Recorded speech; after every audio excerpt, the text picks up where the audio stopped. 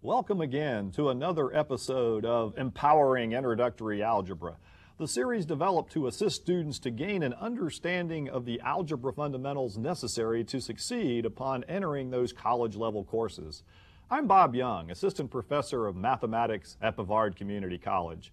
Along with my excellent support staff of WBCC, we will present algebra lessons that you may work on anytime convenient to you.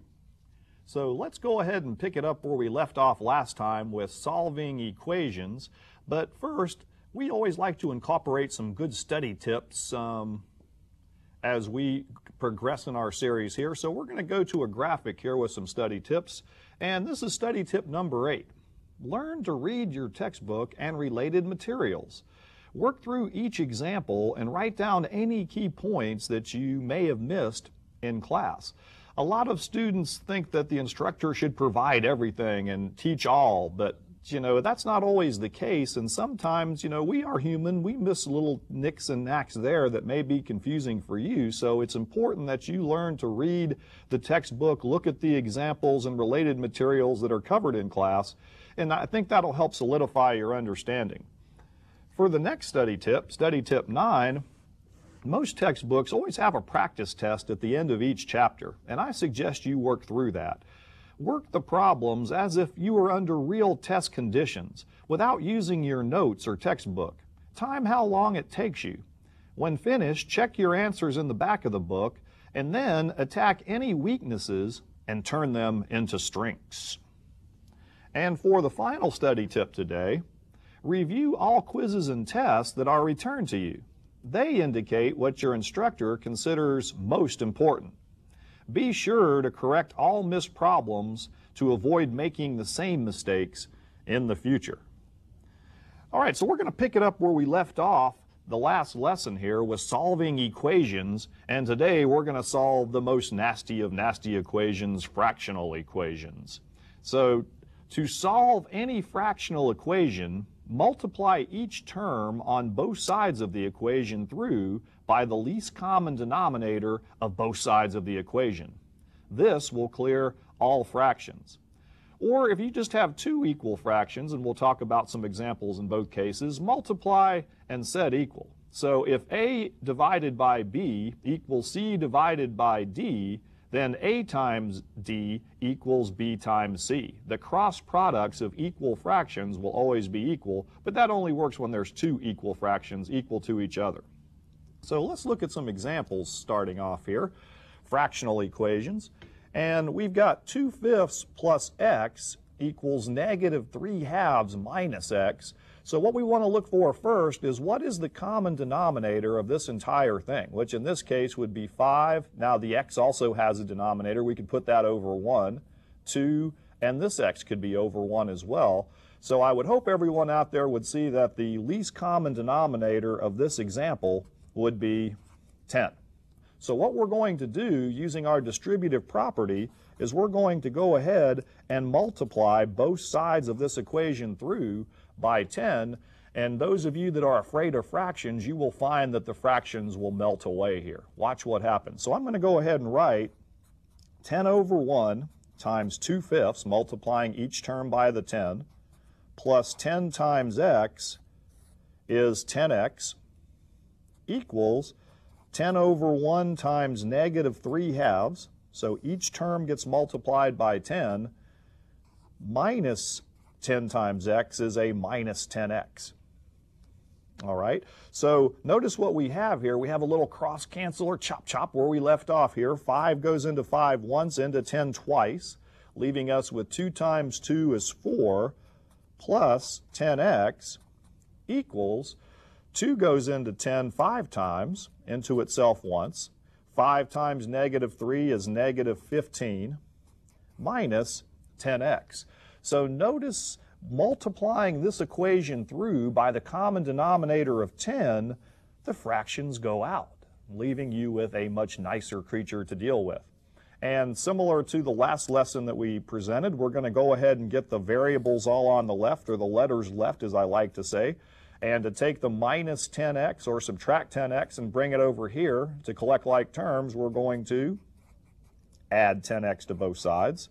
And that's going to give us 4 plus 20x equals negative 15. Now we want to go ahead and get the numbers to the right, so to bring the positive 4 over here to join its numerical counterpart on the right-hand side of the equation, we're going to subtract 4 or add a negative 4 to both sides, whichever way you want to look at it. And that will leave us with 20x equals negative 15 subtract 4, same signs add, put the sign, is negative 19. And to solve for x, to undo the multiplication, we're going to use division and divide both sides by 20. So x is going to equal a negative 19/20. So again, notice some of these answers come out a little bit not nice, and that's okay. That's okay. They won't always come out very nice. Now, another example of fractional equations, I even picked a nastier one. Some people are looking at this like, oh my gracious, look at that. But again, we don't back off the tough problems on this show. We go right after them. So look at all of these denominators, 3, 3, 4, 4, 12. The least common denominator of this, one should see, is 12. All right, so we're going to multiply each term on both sides of the equation through by 12.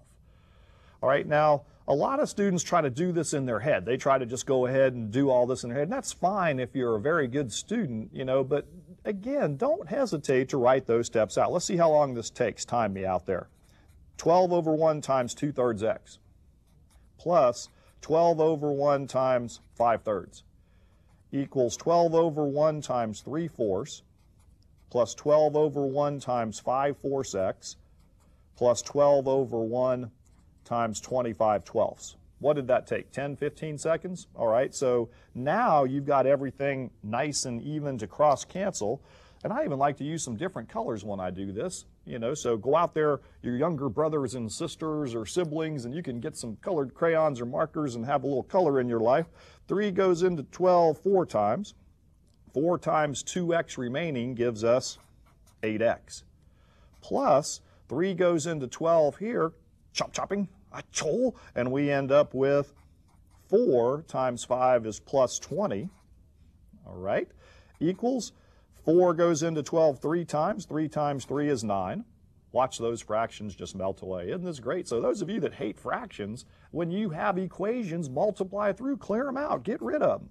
4 goes into 12 3 times. 3 times 5x is 15x. And then over here on the last two fractions multiplied, those cancel out the 12s, leaving you a 25 over 1, or 25.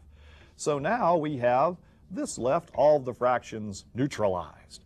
So collect like terms on the right-hand side of the equation. I could put the 9 and the 25 together, and this will leave me with 15x plus 34.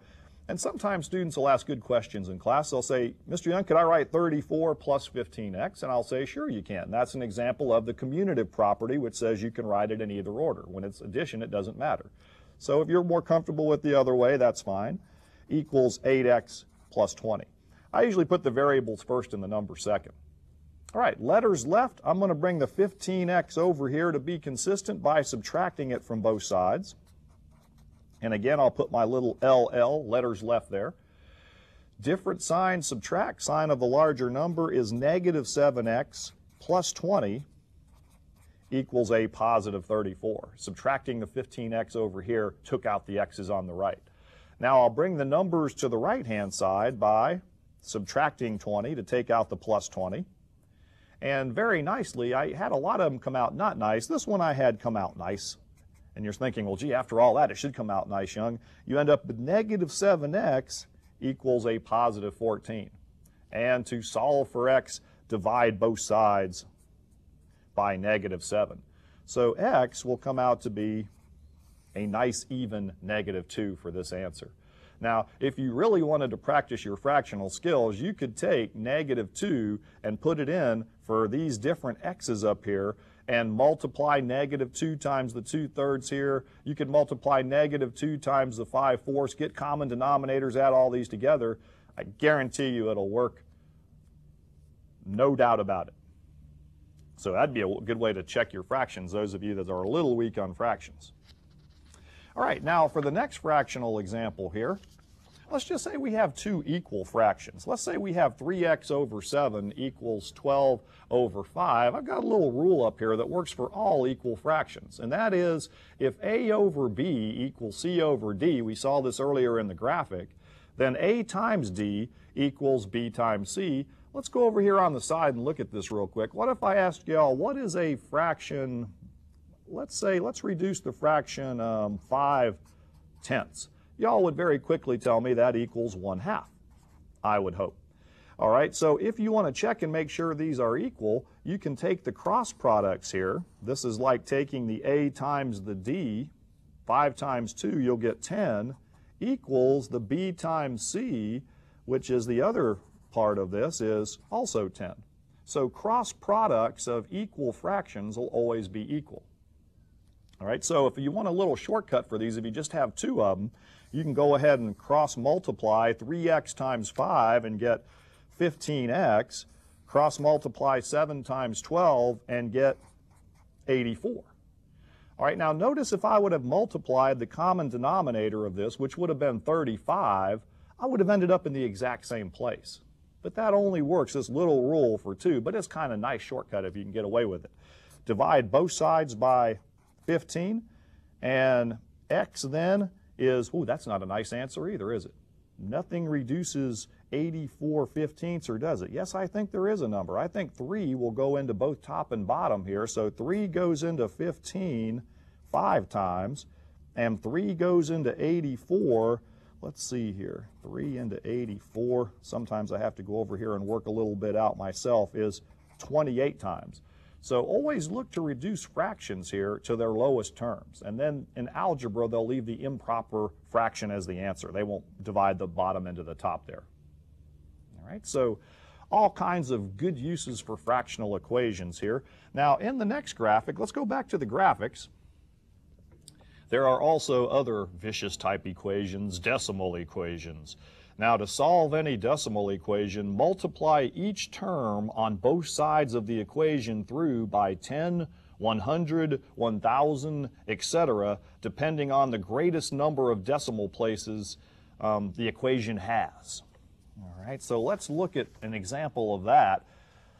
Starting out here, and let me get lined up. We've got all of these different decimals. 0.4 plus 0.02x equals 3 minus 0.5x. Now, the greatest number of decimal places in any of these terms would be this term right here, would be have 2 decimal places. So to move a decimal one place to the right, remember, if you multiply a number by 10, it moves it one place. By 100, it moves it 2 places. By 1,000, 3, and so forth. So in this example, what we're going to do is distribute, since the most decimal places is 2, 100 through this entire equation. Now, a lot of people out there might not understand this concept of distributing that number through and not changing anything. So let me up top here real quick. Let's take a real little basic example. Let's take 1 plus 2 equals 3. I think everyone would agree with that. At least I hope so. Now watch what happens if I multiply or distribute 100 through both sides of that equation.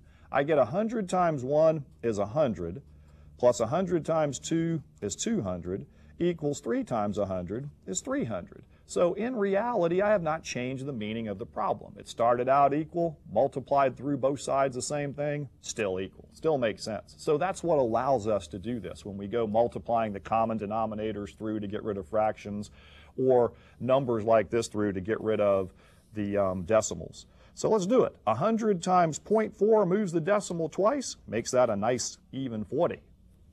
Plus 100 times the 0.02x makes that 2x, equals 100 times 3, 300, minus 0.5 times 100 moves that decimal 2 places, and that leaves us with 50x. All right, so be careful you get these two places here and don't miss anything. And then again, much nicer things to deal with. So I'm going to go ahead and bring the x's to the left, letters left, by adding 50x to both sides. And that's going to leave me 40 plus 52x equals 300. All right, now I'm going to take the numbers to the right by taking the 40 and collecting like terms on this side by subtracting 40. So we're still using those inverse operations and the BS rules from previous lessons, and we end up with 52x equals 260. So to get x, divide both sides by 52. And again, you're thinking, yuck, this is not nice, Young, but that's all right. We can reduce it because any even numbers I know are divisible by 2, so we'll keep cutting this in half and see what happens. So half of 260 is 130. Half of 52 is going to be, let's see here, 26. Am I done? No, because these are still even numbers. They'll still reduce. Cut the 130 in half, and that'll give us 65. Cut the 26 in half, and that will give us 13. So I think that's all the common numbers I can reduce this fraction out of here. So I think the final answer is going to be 65/13, which again, looking at all these different amount of decimals and so forth, you know, you probably thought you were going to get some kind of an interesting answer there. All right. One more decimal example here, and then we will move on to where we're going to use this stuff in real life. And that's going to be even better. So in this case, I've got 0.5 minus 0.2x equals 1.4 plus 6 plus 0.5x. The greatest number of decimal places in the equation is 1 on any given one. So this one we're just going to go ahead and multiply everything through by 10, which again will not change the meaning of anything. So let's do that real quick. 10 times 0.5 moves the decimal once, 5. Minus 10 times 0.2x gives us a nice 2x, equals 10 times the 1.4, 14. 10 times 6, isn't it good to know even in algebra, is still 60. Plus 10 times 0.5x is 5x. So we can collect some like terms in here, putting these numbers together on the right-hand side of the equation. So 14 plus 60 is going to give us 74 plus 5x equals 5 minus 2x on the left-hand side. So now letters left, numbers right. We'll bring the plus 5x over how? By hitting it with its inverse minus 5x. So we've got 5 minus 7x, same signs add, put the signs, equals 74. Now, get the letter by itself by moving the 5 over, so I'll put my LL up here for taking letters left. NR, numbers to the right by subtracting 5. And we will have a negative 7x equals 74 minus 5 is 69. And to get x, yes, divide both sides by negative 7. So x is going to equal a negative 69 sevenths. And I don't think that reduces, so there's our final answer. All right, so solving decimal equations, not difficult. Multiply through by 10, 100, 1,000. Get rid of the decimals. Change them into nicer creatures to deal with. Fractional equations, multiply through by the common denominator. It will clear those and make life a lot easier. All right, going back to the next graphic. We're going to talk about where we're going to use some of this in real life. Application and problem solving. Sometimes when you say the word problems in algebra, word is a 4-letter word. I mean, we'll be talking about problems. Students will be solving equations for x, and life is good. They go, Mr. Young, I can get x. I can solve any type of equation for x. But when you mention, okay, well, let's apply this, let's do something with this, and they're like, oh, I can't do it, it's a word problem, and they get scared. Don't get scared about word problems. Really, all word problems are equations in disguise. That's what I call them. Word problems are equations in disguise, and usually once you get to the equation, it's not near as difficult as some of the ones we've been looking at already in some of the previous examples. So don't be afraid of them, and we have a lot of employers coming in now as as time progresses at the college, they don't want students who can just solve for X or solve for Y. They want students who can actually take some of these concepts and apply them out in the working world. So, you know, it's very important that you can not only just learn certain things, but can you apply it? And you might be surprised when you get out in the workforce that, like, wow, what Mr. Young said is right. I am using some of this in some cases. Now, I'm sure you won't use it all, but, you know, you never know. So looking at the graphic here, application and problem solving, steps for problem solving. One, the biggest thing I have students have a problem with, know what the problem is asking. Two, assign a variable or variables to what is unknown. 3, translate the problem into an equation. And 4, solve the equation and answer what was being asked clearly. All right, so you really have to know what you're after to get there. So continuing here, let's look at the first example. 6 less than 5 times a number is negative 26. Find the number. So let's look at that one to start off here. So in this case, we're looking for a number. So I'm going to go ahead and pick a creative variable for number. I'm going to let n equal the number. Okay, now I want to try to translate what I'm after here into some type of equation. So look at some of the key words we learned in previous lessons. 6 less than 5 times a number. So how would I write 5 times n? I would write it as 5n. And if I want to take 6 less than that, less is that word meaning subtract. So 6 less than 5 times a number is a nice little word for equals. They always like to put is for equals or the same as or equivalent to, and then we've got our nice equation set up. Look familiar? Why, sure, it's what we did in the past. So now to solve this and get our answer, to get rid of minus 6 or subtract 6, we'll add 6 to both sides. That'll give us 5 times n equals a negative 20.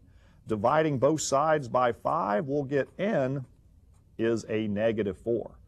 And also, when I take this and check it, it makes sense. If I put negative 4 back up here and read it in the problem, it makes sense. 6 less than 5 times negative 4 is negative 26. Sounds good to me. All right, so there is an example of you can take this and use it somewhere. Now, it even gets better. Let's go to the graphic and look at the next problem. A 123-inch board is cut into 3 pieces. The first piece is twice as long as the second. The third piece is 3 inches longer than the second. Find the lengths of the pieces. All right, so going to this one here, let's look at the example. We're after the 3 pieces that total 123. And I kind of wrote the problem down here so I could remember what it said myself. So let's go ahead and assign some variables using this first sentence. The first piece is twice as long as the second. So what is this relating? Well, I think I would go ahead and call the second piece a variable. I'm going to call it x. And then if the first piece is twice as long as that, we'll call it 2x. So notice that everything tends to revolve around one of the components here. The third piece is 3 inches longer than the second, so that would be longer meaning x plus 3. All right, so find the lengths of the pieces. Now I know they total 123 inches, so if I had a little board over here and I drew it and I started cutting it into 3 pieces, we might name this first piece 2x. We might name the second piece x, and then the third, which is 3 longer than that, x plus 3. So algebraically speaking, if we added up these 3 pieces, we would have 2x plus x plus x, collecting like terms, would give us 4x plus 3. So we have stated the board in terms of algebra based on the information given. Now, to get to our equation in disguise, which Young says that's all word problems are equations in disguise, we're going to set that equal to, well, it says it's got to equal 123 inches. All right, so solving for x to get rid of the plus 3, and notice these equations aren't near as difficult as those fractional ones or those decimal ones. These are like nicer ones we started out with. We'll end up with 4x equals 120. Dividing both sides by 4, we'll get x is 30. All right, now do not jump for joy at this point. Don't go, I got X, X is 30, and you'd be going crazy there. And then you go write 30 down for the answer because you can be in trouble on these if you're not careful. All right, so the 4 study tip there on these, on application problems, is make sure your answer makes sense and make sure you're answering what is being asked in the problem. All right, so let's take a look at this again. When you solved and got 30 for X, what did you get? Well, you got the second piece. That's all you got, was one piece of the 3 pieces you need for the answer. And 30 what? Inches, yards, miles. What are we talking about here? We're talking inches. So the first piece would be 30 inches, plug back in. The second piece is twice that, would be 60 inches. And the third piece would be X plus 3, would be 30 plus 3, would be 33 inches. So I think if you add this up, it will make sense. You'll come out with 123, and it will fit the format of the problem. It'll make perfect sense. Just like equations, you can check these and it will satisfy. Next graphic. Right, if you double a certain number and then add 45, you get 1/3 of the original number.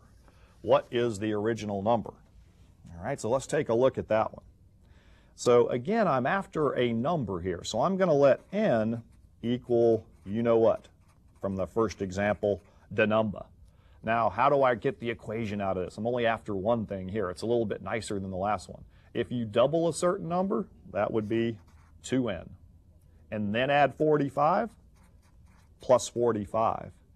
You get, now there's another way to write equals there, you get 1/3 of the original number.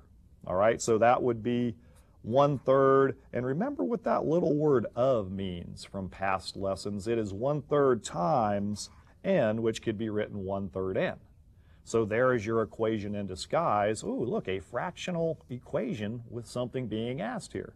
So to get rid of the fraction, we can, if you don't like to try to bring that 1/3 n and add it to 2 here and have all these fractions involved, we can multiply everything through by the least common denominator, which in this case is the only common denominator. Multiply everything through by 3. Clear that fraction right out of there. So 3 times 2n is 6n, plus 3 times 45, let me come over here on the side here and work this out real quick, is going to be plus 135 equals 3 times 1/3 gives me just plain old 1n or n. All right, so got rid of the fractions, letters left. So to bring the n over and collect like terms, subtract it from both sides. So I'll put LL here. So that gives me 5n plus 135 equals 0. There's nothing left. Sometimes students get in trouble here. They say, wait a minute, Young, there's nothing left on that side over there. Don't panic. You know you're going to have to take the numbers right. So to bring the 135 over, we'll subtract it from both sides. And that'll give us 5n equals negative 135. Divide both sides by 5 for the answer. So in this case, n will equal 5 goes into negative 13. I'll be negative 2 with 3 left over. Negative 27 would be the answer. All right. So we're going to go ahead there and stop at this point as far as application and problem solving, and we're going to pick it up as we always do with a little bit tougher applications in our next episode. So, in closing, remember what it takes to succeed in mathematics. Practice enough to become proficient. Keep materials organized and don't leave gaps by missing or skipping lessons because math builds from topic to topic. Be motivated, stay focused, pay attention to detail, and always feel you can succeed. You may be surprised with the results. Take care and we'll see you next time.